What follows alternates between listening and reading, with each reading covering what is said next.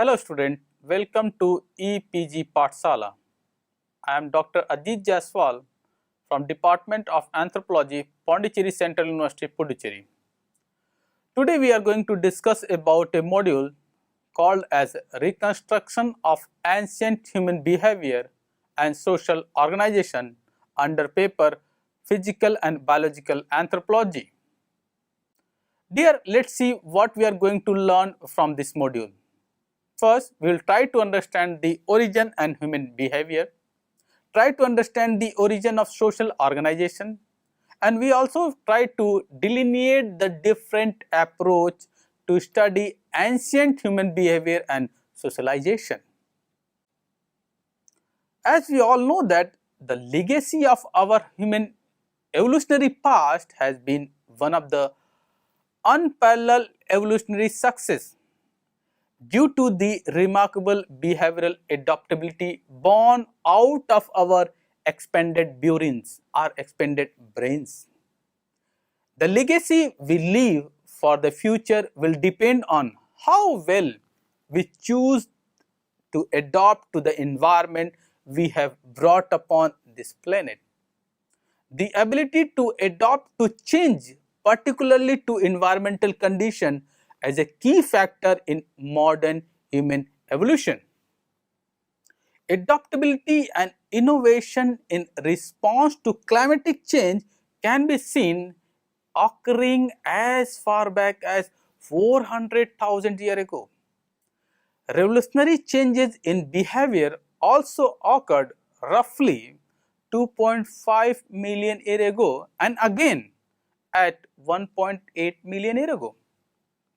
Increased brain size was not a gradual process. Greater intelligence was naturally selected for and occurred quickly.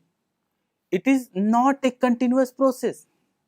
Like other animals, primates spend their life in solving the very basic problem of finding food, avoiding enemy or predator, finding mates, and rearing their offspring. As anatomical feature evolved in response to selective pressure imposed by the environment, similarly, behavior also evolved to meet this demand. Scientists who study behavior in free-ranging primates do so within an ecological framework, focusing on the relationship between aspect of social behavior and the natural environment, which act as an important approach called sociobiology or socioecology. Therefore, to understand the function of one component such as social structure of a given species, it is necessary for all of us to determine its relationship with numerous environmental factors, including diet, that what is the quality of diet, how much they are taking, what kind of food they are taking, distribution of food and water resources, how it is distributed, what about the source of water, what about the quality of water, what about their nature, body size, distribution and types of predator, whether the predators are altogether present over there or they are belongs to some other species, distribution of sleeping sites, what is called as resting sites, home sites, precautionary sites, safety sites, and also activity pattern, whether they are nocturnal or diurnal. And also it also includes the relationship with other species, both relationship with primate and also with relationship with non-primate. It also includes the impact of human activities. Interpretation of origin of human behavior. From fossil evidences behavior can sometimes be established from examination of the fossil themselves. For example, cut mark on the Bodo skull as reflected in the next slide may indicate cannibalism or ritual behavior. Postcrania are a possible source of information regarding postural and locomotory habit and activity level through post-cranial remains from African Middle Pleistocene and earlier Late Pleistocene fossil. Postcrania exhibit both primitive and derived traits. The postcranial remains from Middle and Late Pleistocene. These postcrania exhibit both primitive and derived traits. The gracilizations of the upper limb, which mark the advent of anatomical modernity, is a reversal of the previous trend towards robustity and may suggest a relaxation of selection for constant mobility and close encounters with prey. Because fossil and archaeological record provide limited data concerning behavior and social organization, researchers turn their attention to other sources of information to help reconstruct our past. Modern hunter-gatherers, for example, serve as analogues for reconstructing how our ancestors adapted to their environment and how they may have made and used tools. Non-human primates are our closest phylogenetic relatives and are studied to generate information about ecological and behavioral adaptations. A comparative discussion of human and non-human social behavior seems particularly vulnerable to culturally loaded generalizations with the assumption that they are true of all people. Despite this constraint, a comparative approach yields useful information and is a main reason why we can deduce a fair amount of information about the social organization and behavior of long extinct humans from their cultural and skeletal remains. From the viewpoint of reconstructing human evolution, studies of the chimpanzee have generalized many suggestions concerning our ancestral behavior and social organizations, as it gave us ample amount of generalized information regarding the behavior of the primates and their social organization. Of special interest are the fact of chimpanzee intelligence, communication, sociability and adaptability, duration of mother-infant tie and sibling relationship, bipedalism, extent of other manipulation and tool use, heavy reliance on plant food and some predation, and the important role that social tradition and the environmental context have on social organization and behavior as discussed by Tanner in 1981. One of the best known researchers on chimpanzee is Jane Goodall, whose study began in 1960 in the Gombe Stream Reserve, Tanzania. It has added significantly to our knowledge about chimpanzee and has provided insight for the earliest stage of human evolution. Jane Goodall did a very extensive and longest research on chimpanzee, and this her study was altogether known to be the longest fieldwork in the history of anthropological research, especially on chimpanzee concern. Goodall, however, has documented a number of instances of chimpanzee tool use and manufacture. Goodall in 1964 saw chimpanzee break off grass stem or thin branches which they poke into termites' holes to get at the termites.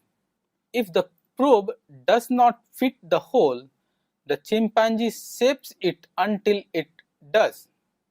Leaves are stripped away to make the tool suitable for termite fishing. After termite becomes attached to the probe, the chimpanzee runs the probe across its front teeth and eats the termite. Thus, a tool use is also made. Communication is universal among animals and includes unintentional autonomic response and behavior that convey meaning. Such attributes as body posture convey information about an animal's emotional state. Many intentional behavior also serve as communication.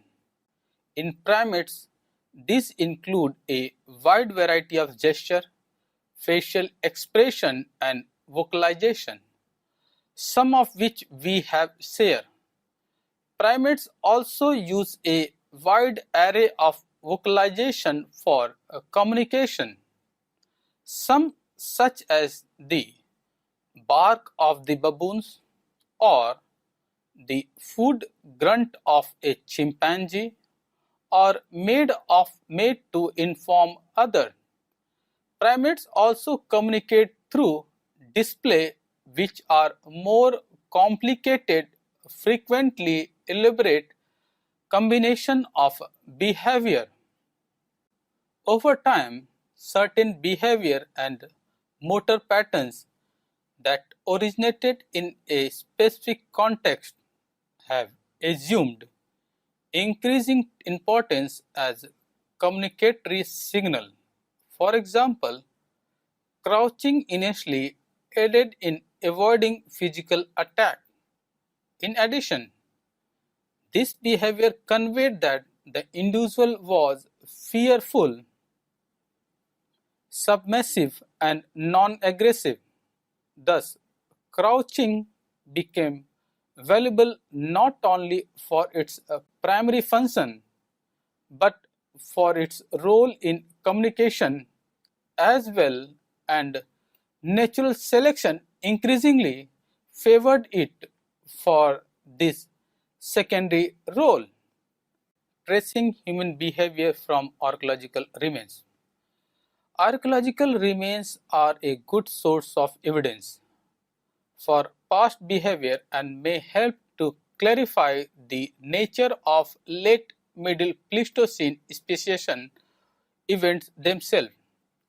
The most conspicuous behavioral event in the late Middle Pleistocene archaeological record of Africa is the disappearance of Acheulean industry before 200 and its replacement by diverse Middle Stone Age tradition.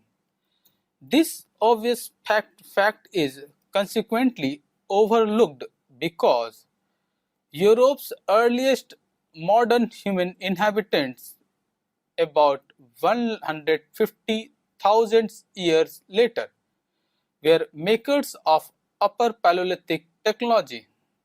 Thus, the origin of Homo sapiens has been conflated with the origin of the Upper Paleolithic.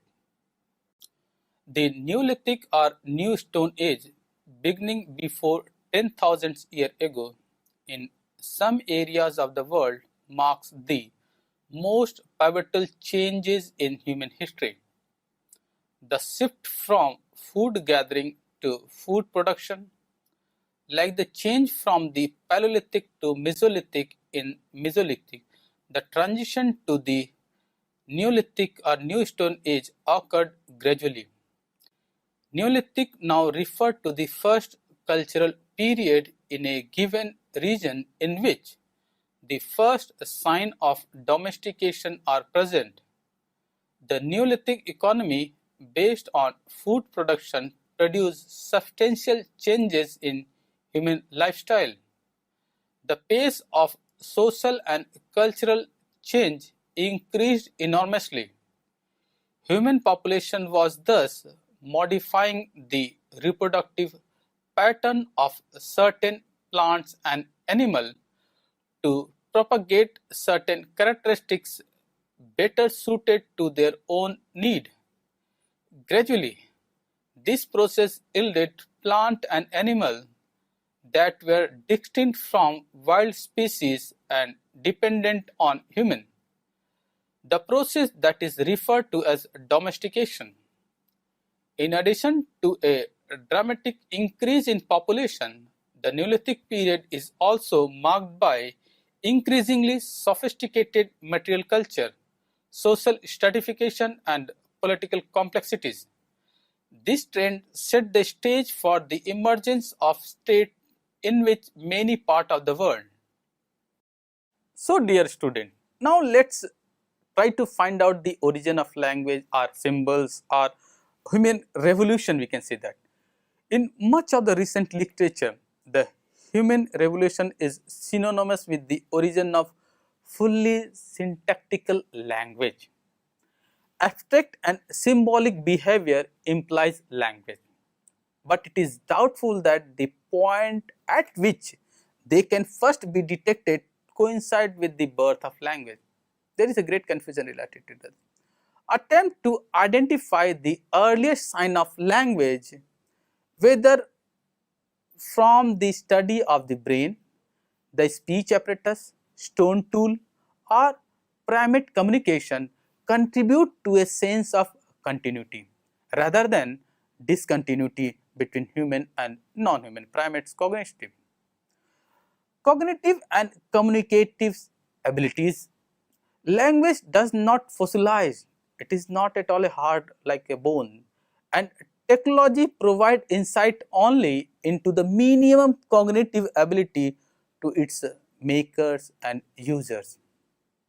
So therefore, it is very difficult to find out or explain based on the language concerns, or you will get any evidence from the language concern, because it is not something which is preserved like the fossil.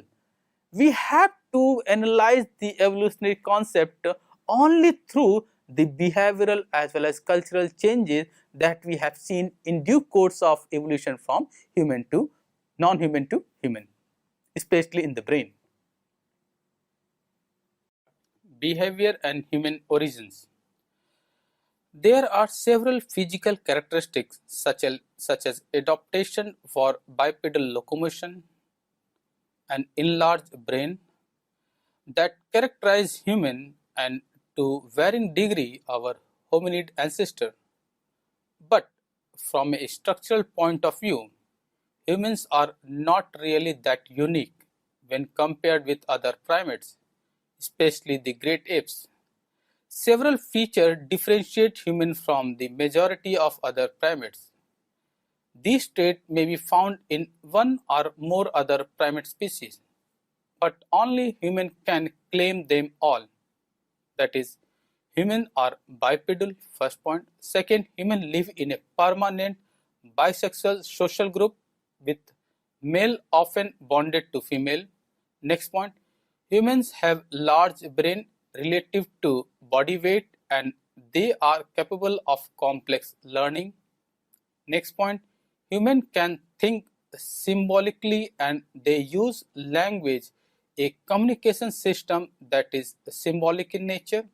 Next, humans have adopted culture. Next, humans obtain food through some male-female division of labor. Next, human female experience concealed ovulation so that they are sexually receptive throughout the year. Next, these traits are characteristics of all modern humans. Next point is that humans reflect their evolutionary heritage as primates and stand as one component of a biological continuum.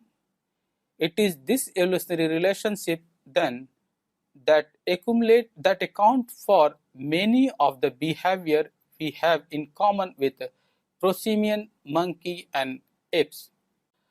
The literature conveyed upon a number of common ingredients thought to characterize modern human behavior, like increasing artifact diversity, standardization of artifact types, blade technology, worked bone and other organic materials, personal ornaments and art or images, structured living spaces, ritual, economic intensification reflected in the exploitation of aquatic or other resources that require specialized technology, enlarged geographic range, and expanded exchange networks.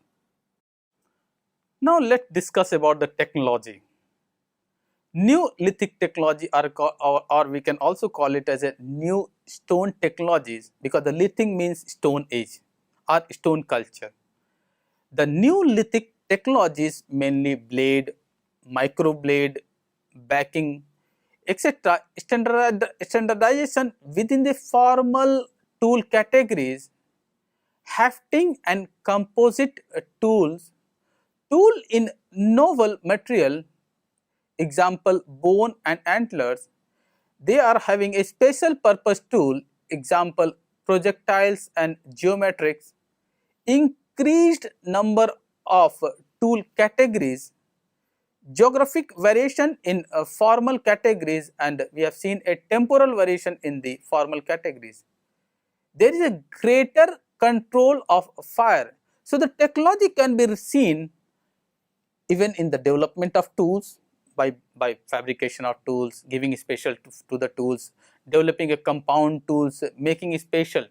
So, in the technological part we have seen on one side the weight or density or the sharpness or its usability or its efficiency is keep on changing, like the weight of the tool has keep on decreasing from in the evolutionary context.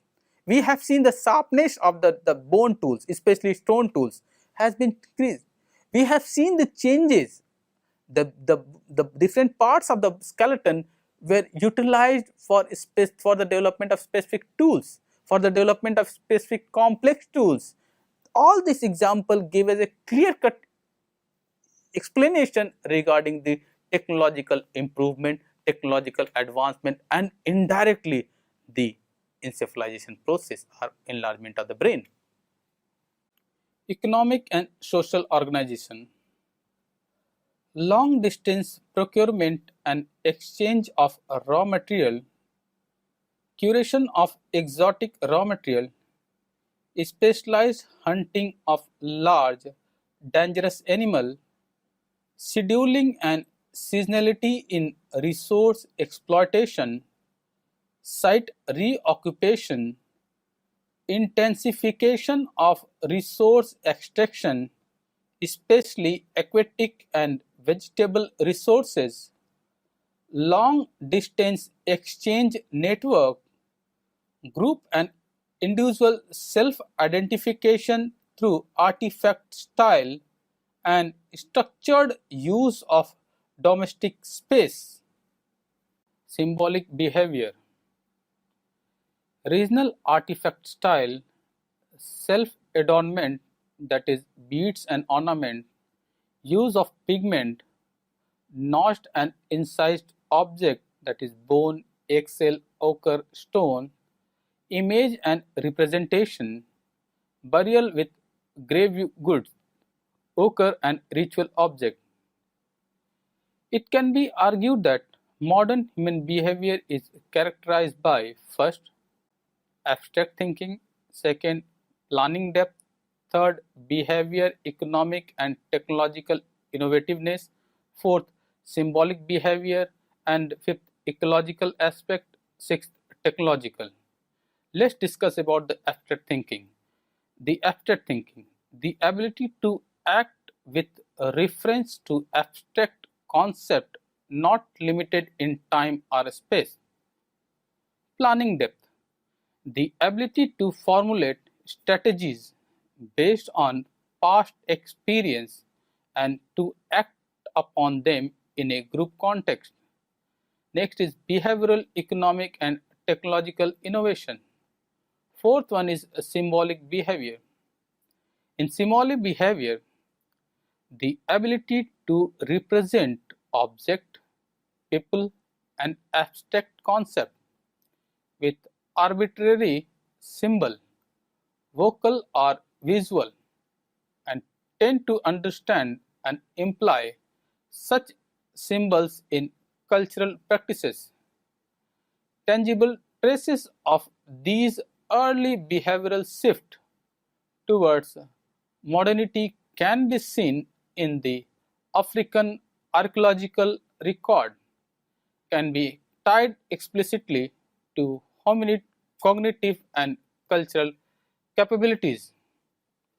Fifth one is ecological aspect of record reflect human ability to colonize new environments which require both innovation and planning depth.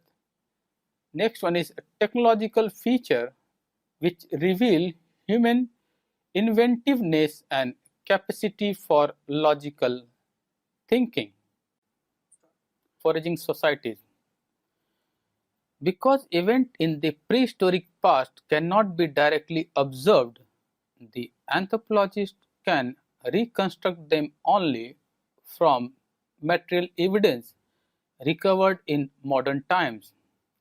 Such reconstruction is based on analogy, whereby the identity of unknown form is inferred from those already known, called as ethnoarchaeology. Ethnoarchaeology utilizes living population for reconstructing our past. For example, we can gain insight from population of modern forgeries about a way of life that was a basic part of our evolutionary past. Increased geographic range. Expansion of human population into challenging habitats by means of improved technology is seen as a sign of cognitive sophistication and social complexity. Our understanding of the significance of most of these is tempered by three factors. First, good data for the interior of the Sahara is lacking. Second, the ready visibility of Acheulean bifaces tend to inflate the number of Acheulean sites relative to those of other period. And third one is that the environmental condition in this region at the time of occupation are unknown. The few known dates suggest that these occupations date to the late Middle Pleistocene. Associated lake and spring deposit indicate a more wet habitat than at present. The conclusive information about behavior is that behavior is a highly complex trait and must be seen not only as being influenced by a specific gene product, but also as the product of interactions between genetic and environmental factors that are not yet fully elucidated. Indeed, the ability to learn is ultimately based in the genome inherited by individual of any species. Between species there is a considerable variation in the limits and potential for learning and behavioral plasticity, that is, capacity to change in the physiological context. Now let us try to revise the important emerging points, as we have seen that primate behavior is like human behavior. As the primate behavior, we have seen lot of relations more or less seems to be similar in nature. So we can say that primate behavior is like human behavior and is highly social in nature. As to some extent, it is what most interesting and also what makes non-human primates so like us. However, behavior also include locomotion and specific of foraging behavior. Sociobiological principles give us a tool to objectively investigate these things, but we should not be blindly by the perfection of the method concerned. Primates are very social creatures. They express themselves in a social situation, though a variety of behavior, including like grooming, which shows a bonding behavior between the child and mother. Then primate social group reflect the complexity of their social relationship. There is a division of labor, there is a head of the family, there is a female group, there is a child caring group. So group structure can range from one male with several female to group of many males and female to solitary individual. Primate shows both competitive and cooperative behavior. On one side, in order to acquire the food, acquire the mates, acquire the home range, they have a competitive behavior. On the other side, they have a cooperative behavior like division of labor, providing protection, providing food, providing homeland to their family member, all of which can be studied within an evolutionary context. Primate researchers have long been collecting evidence that non-human primates have culture, particularly material culture, or the ability to make simple objects to alter their environment. At last, let us try to sum up. In the end, we can say that most behavioral studies just give us a clue to the big picture, and the picture itself need to be pieced together like a jigsaw, so that, and like most of these things, it is open to interpretation too. Thank you.